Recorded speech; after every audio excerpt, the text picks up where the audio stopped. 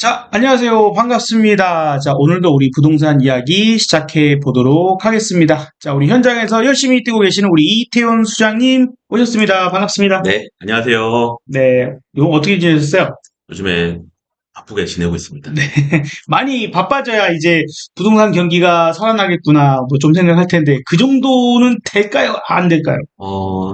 지금 당장은 뭐 눈에 보이는 건 딱 없는데, 이제 그 일가구를 가지고 있는 분들이 갈아타려고 하시는 분들이 움직임은 좀 있는 것 같아요. 아, 그래서 지금, 저희 사무실에도 그런 분이 한 분 오셔서 지금 상담 중이고, 물건 찾으려고 지금, 애쓰고 있습니다. 네, 그렇군요. 자, 그럼 오늘 어떤 얘기를 좀 해보면 좋을까요? 일단 제목은 머리에 좀 그려졌지만 네, 전세가율이 가진 의미라고 이렇게 나와 있는데, 네. 네, 어, 우리가 이제 시장을 이렇게 잘 이렇게 보고 계시면 요즘에 뭐 기사라든지 뭐 뉴스라든지 그런 걸 보시면 전세가율이 자꾸 높아지고 있다라는 음, 얘기를 많이들 하세요. 맞아요. 뉴스에서 네, 전세가율이 높다, 뭐 그렇죠. 깡통 전세, 그래서 이런 맞아요. 것들 얘기도 많이 나온 것 같아요. 네, 그 깡통 전세부터 뭐 이제 전세가율이 자꾸 높아진다라는 것, 매매가가 그만큼 올라가지는 않는다라는 거죠, 음, 그죠? 그리고 저번에 우리가 한번 같이 공부했었던 그 벌집 이론 이론, 모형에 네, 보면 이제 육국면이 회복 진입기라는 단계가 있어요. 근데 네, 거기 단계를 아니면 다시 한번 설명을 드리면 거래량은 늘어나는데 가격이 오르지 않을 때가 음, 이제 육국면이거든요. 이제 그런 상황인 건지 저희가 좀 확인을 자꾸 하려다 보니까 전세가율이 가지는 의미들이 크게 한 5가지 정도를 좀 설명을 해 드리려고 오늘은 그 음. 시간을 만들었습니다. 네. 네, 그렇군요. 자, 그러면 전세가율이 가진 의미 몇 가지 중에 첫 번째 어떤 의미를 볼까요? 네. 첫 번째는 그 아파트 가격을 이제 판단하는 기준인데, 음. 이거는 이제, 쉽게 얘기하면은 이 아파트가 싼지, 또 비싼지, 이제 그런 걸 이제 판단할 수 아, 있는 기준을 좀 설명해 드리려고요. 전세가율이 얼마 정도 되면 이 네. 아파트 가격은 아직 비싼 편이다 혹은 싼 편이다를 판단할 수 있다는 건가요? 그렇죠. 네. 어, 보통 뭐 한 75% 정도 되면은 예전에 사례로 보면 이제 그것도 한 10년 전이죠. 음. 2014년, 15년 그때쯤에도 전세가율이 한 70%, 75% 이상이 됐을 때 이제 시장에 이제 돈을 가지고 계시는 분이겠죠. 이제 그분들이 아파트를 사시고 가지고 계셨던 분들이 큰 시세 차익을 지금 노리고 있는 음. 상황이고요. 네. 지금도 이제 70%, 75% 이상이 된 지역들이 꽤 많거든요.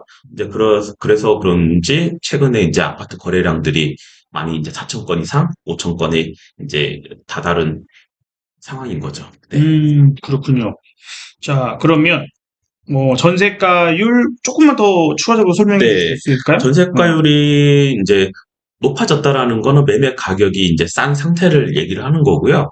전세가율이 이제 낮아졌다라고 하면 이제 매매가랑 전세가율의 차이가 있으니 나겠죠. 이제 아파트 가격이 좀 비싸졌다. 그러니까 전세가율이 이렇게 전세가가 올랐다기보다는 그렇죠. 얘는 거의 비슷하게 있었으면 그렇죠. 매매가 자체가 높아져서 그 차이가 벌어졌다. 이렇게 봐야 그런 될까요? 의미도 있을 수 있는데요. 그거는 이제 호황일 때, 음, 호황일 때는 이제 매매가 도망가 버리잖아요. 네, 네네네. 그러니까 그 차이가 벌어지는데 지금 상황에서는 침체기가 항상 좀 오래 있었잖아요. 그러다 음, 보니까 매매가는 멈춰 있고 전세가율이 집을 사고 싶은 것보다는 전세를 한번 더 살아보려고 하는 사람들이 이제 아, 전세 가격을 조금 올려주다 보니 음, 음. 이게 좁아지는 거죠. 아, 예, 그러니까 매매는 난 아직 못하겠어. 그렇죠. 더 떨어질지도 모르겠고, 맞아요. 아직은 사고 싶지 않아. 그래서 전세로 한 번만 더 살아볼래. 그렇죠. 조금만 더 연장하자. 맞습니다. 좀 전세를 찾아가는. 그런 분위기가 조금 있다 보니까 지금 이제 매매가는 이제 정체가 되어 있고 전세가는 자꾸 높아지는. 그래서 뭐 음, 아까 전에 말씀하셨던 그 깡통 네. 정세도 얘기가 이제 자꾸 들리는 것 같습니다. 네. 음, 지금 전세가가 선호도하고도 많이 연관이 있다라고 하는 것 같아요. 네, 그 부분은 맞습니다. 어떤 내용일까요? 그러니까 전세 가격이 높다라는 건 그 동네에 살고 싶어 하는 사람들이 많다는 얘기거든요. 그러니까 그 동네가 그렇죠. 좋다. 네. 그러니까 인프라 같은 거. 네. 인프라라든지 뭐 교통이라든지 뭐 이제 사람이 살기 좋은 동네를 이제 생각을 하시면 이 동네는 전세가가 빠지지 않아. 라고 하면 내가 집을 이제 하나를 사야겠다라고 마음을 먹거나 투자를 하시려고 하는 분들한테는 리스크가 적어지는 거죠. 왜냐하면 손바뀜이 잘 이루어지는 동네다 보니까 그러면 내가 가지고 있다가 쉽게 팔 수도 있거든요. 왜? 음, 그 전세를 얻었던 사람이 내지는 그 동네 전세를 살고 있는 사람들이 내 거를 사줄 확률이 높아지다 보니 이제 전세가율이 자꾸 높아지고 사람들이 계속 찾아오는 수요가 늘어나면 늘어날수록 이제 매매가는 지금은 거래가 당장은 되지 않더라도 내 걸 사줄 수 있는 확률이 높아지다 보니까 음. 예, 이제 그런 선호도도 중요하다라는 거예요. 네. 네, 그렇군요. 그래서 음, 전세가가 빠지지 않는 것이 참 그게 장점인 거거든요. 선호도가 좋다라는 거.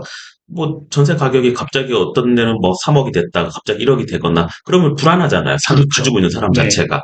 근데 3억이었는데 조금 시장 상황이 좀 불안한데 뭐 한 5천 정도 빠질 수 있는. 그러면은 집을 가지고 계시는 분들이라든지 또 전세로 살고 있는 사람들이 이 집을 이제 나가야 되는 상황이 닥치더라도 새로 쉽게 들어올 수 있는 부분들이 있으니까. 음, 그러니까 임차인한테도 좋고 임대인한테도 좋은 그런 게 이제 선호도가 좋은 지역이 이제 앞으로 이제 많이 오르는 것보다는 네. 쉽게 빠지지 음, 않는다라는 장점을 가지고 있다라는 거죠. 그러니까 네, 전세가가 낮아지지 않는 곳이 선호도는 높은 그렇죠. 아파트다. 네네. 네. 그러니까 전세가가 뭐 쉽게 뭐 출렁출렁거리면 이게 사는 사람도 가지고 그러니까 그러니까 세입자가 불안하잖아요. 네. 그런 게 그런 것들이 이제 내가 나가더라도 쉽게 누군가가 진입할 수 있다라고 하면은 상당히 좋죠. 그런 게 대부분 보면 초등학교를 품고 있는 그런 아파트들이 있어 단지에. 그쵸. 네, 아파트 대단지에 보면 초등학교가 있고 없고 하는 것에 따라 가지고 전세가가 이제 전혀 뭐 거의 뭐 미동이 없다고 해야 되나? 쉽게 또 신학기가 되면 또 새로운 세입자가 또 들어오고 또 쉽게 나갈 수 있고 그런 그렇죠. 부분들에서는 음, 음, 또 그런 장점들이 있는 게 음. 선호도가 있는 거죠. 네, 그렇겠군요. 네, 요즘에 또, 뭐, 요즘에 어떻게 보면 그런 범죄가 옛날보다는 줄었다고 해야 음, 될까? 유괴나 그렇죠, 아니면 뭐 그렇죠. 애들 네, 꼬셔가지고 이제 이렇게 네, 네. 납치하고, 이런 게 아파트 단지 안에 있으니까 그럴 위험이 매우 매우 낮은 네, 상황이가 어, 안전하고, 뭐 그렇죠. 차량 사고 이런 것들도 그게 또 가장 큰 안전하고, 거예요. 예. 이제 큰 음, 도로를 지나는 것이 이제 학부모 그렇죠. 횡단보도 입장에서는 건너 불안하잖아요. 해도, 그렇다고 해가지고 음, 애들 따라다닐 수는 없으니까. 근데 음, 뭐 중학생, 고등학생 정도만 돼도 자기가 어떻게 해야 되겠다라는 걸 알지만 음. 초등학생들은 아직 인지 능력이 좀 막 떨어지다 보니까 뛰어버리죠. 그렇죠. 그러니까 그러다 보니까 사고 날 확률이 높다 보니 이제 단지 안에 있는 초등학교가 있는 게 훨씬 더 유리한 거고 음. 그 옆에 있는 아파트 단지인데 찾기를 하나 건너오고 안 건너오고의 차이가 또 전세가에서 또 나타나고 네, 그런 부분들이 있어요. 네, 그렇죠. 이제 6학년 졸업을 하고 뭐 또 옮길 수도 있고 그렇죠. 아니면 네, 뭐 인근에 또 중학교가 가까이 있으면 그냥 네, 그 아파트 계속 살 수도 그럼요. 있으니까. 거의 그래서 초등학교 이제 우리 김 대표님도 네네. 자녀가 있잖아요. 네. 그러면 대부분 보면 초등학교 한 6년, 중학교 3년, 고등학교 3년을 음, 또 한 라인에서 계속 또 키우려고 하시는 분들이 꽤 많기 때문에 음. 이제 그런 선호도가 또 중요하더라고요. 네, 학원 인프라가 또 그 단지 안에 많이 잘 갖춰져 있으니 그렇죠. 특히나 네, 진짜 엄마들이 따라다니지 않고 그렇죠. 너 여기 끝나면 여기 가 음, 여기 끝나면 여기 가게 되잖아요. 그렇죠, 그렇죠. 그래서 그런 부분들도 음, 무시 음, 음. 못하는 그런 음. 사항들이죠. 네, 결국에 이 사람들의 심적인 요소가 네. 그런 부분에서 상당히 많이 작용하고 음, 전세가율에도 많이 영향이 미치겠어요. 그럼요. 그러니까 심리적인 부분은 이제 어떤 부분들이냐면 전세가가 아까 전에 전세가율을 계속 설명을 드리는데 음, 만약 전세가율이 70%였다가 80%로 올라가면 내가 이제 전세 세입자 같은 경우에는 내가 추가로 더 보증금 올려주는 상황이잖아요. 그죠? 그런데도 사람들이 집을 살려고 하지 않아요. 음, 그러면 그거를 심리적으로 딱 봤을 때는 내가 이 아파트를 샀을 때 사람들은 그냥 나 그냥 살기 편해. 나 살고만 싶어. 그런 의미보다는 이게 내가 한 5년, 10년을 살면서 아파트 가격도 쭉쭉 올라가는 걸 선호한단 말이에요. 그렇죠. 그렇죠. 음, 근데 그렇지 않다라고 판단을 하면 전세가율이 80% 되고 90%가 되더라도 사람들은 갭이 얼마 되지 않더라도 사지 않는다라는 거예요. 그래서 전세가율이 높아지더라도 이제 상황을 좀 잘 보셔야 되는데 이제 이 아파트가 아니면 이 동네가 더 좋아지고 아파트 가격이 상승할 거다라고 판단이 되면 진입을 하겠지만 그렇지 않고 내가 그냥 여기서 잘 살고 2년, 4년을 잘 살고 다른 데로 옮겨가야겠다. 더 좋은 데로 가야겠다. 그런 약간, 인큐베이터 역할을 하는 도시일수록, 뭐, 전세가는 자꾸 올라가지만 매매가는 정체되어 있고, 좀 그런 부분들이 수도권에 좀 많이 보이는 것 같습니다. 네. 네, 그렇군요. 자, 그러면 우리 좀 이제 전세가율이 가진 네. 의미를 좀 토탈적으로 네. 좀 정리를 좀 해본다면, 이제 어쨌든 이 영상을 보시는 분들이 네. 내가 지금 아파트 혹은 뭐 주택을 네. 사야 할까? 네. 아니면 아직 내가 좀 전세로 살아야 될까? 네. 이런 고민을 하시는 분들이 많으실 것 같아요. 바닥을 확실하게 논하기엔 조금 그렇죠. 어정쩡한 네. 구간인 것 같긴 하거든요. 이게 지금 회복기인지 아니면은 이제 좀 상승할 수 있는 그런 분위기를 탔는지 그거는 좀 확인을 자꾸 하자는 거거든요. 네. 그런데 그거를 지금 뭐 그러니까 4월 달, 5월 달에 보면은 아파트 이제 서울 아파트만 이제 얘기를 드리면 4천 건에서 5천 건 사이가 계속 거래가 된다라는 건 또 어떤 결정을 내리는 사람들이 꽤 많다라는 얘기거든요. 그러면 그거를 지켜볼 때는 이제 점점 거래량이 늘어지면 싸게 살 수 있는 물건들이 자꾸 줄어든다라고 생각이 전 들은 거고, 그리고 전세가율을 점점 이제 전세 가격을 계속 높여주는 사람들은 또 적당한 위치에 아니면 괜찮은 입지를 가지고 있다라고 판단이 되면 사는 것도 저는 나쁘지 않다라고 지금 판단을 하는 네. 거거든요.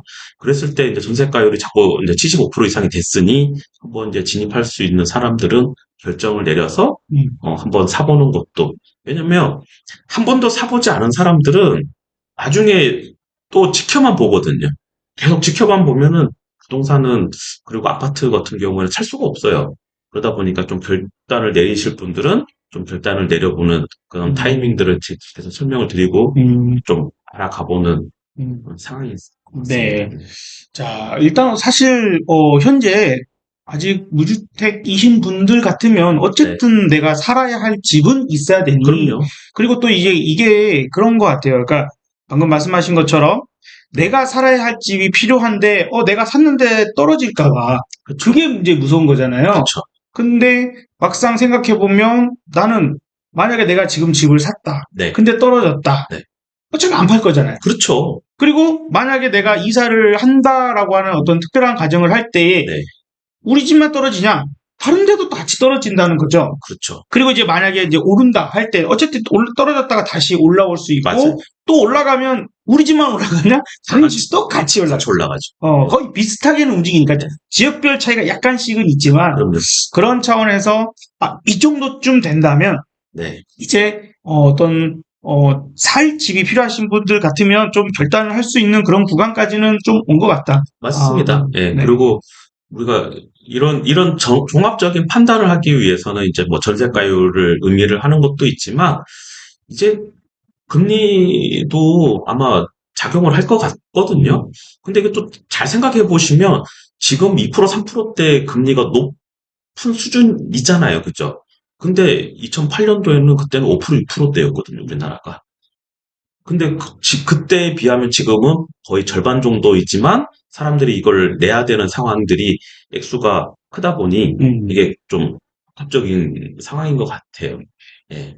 사실 이제 사람들이 집을 사는 요소가 뭐 이제 금리 상당히 중요하죠. 그렇죠. 부동산은 금리가 제일 그렇죠, 그렇죠. 중요하거든요. 그리고 이제 어떤 경기적 상황 부분들에서 네. 내가 지금 지출할 수 있는 비용이나 이런 것들이 좀 여유가 있나 없나도 사실 심리적인 요인들 자극하는 것도 상당히 있을 것 같아요. 맞아요. 심리가 가장 크죠. 네. 그리고 그러니까 대출을 받아서 이자를 내는 거랑 내가 월세라든지 아니면 전세자금 대출을 받아가지고 내는 돈이라든지 그거를 이제 한 세 개 정도 크게 보면 세 개잖아요. 그죠?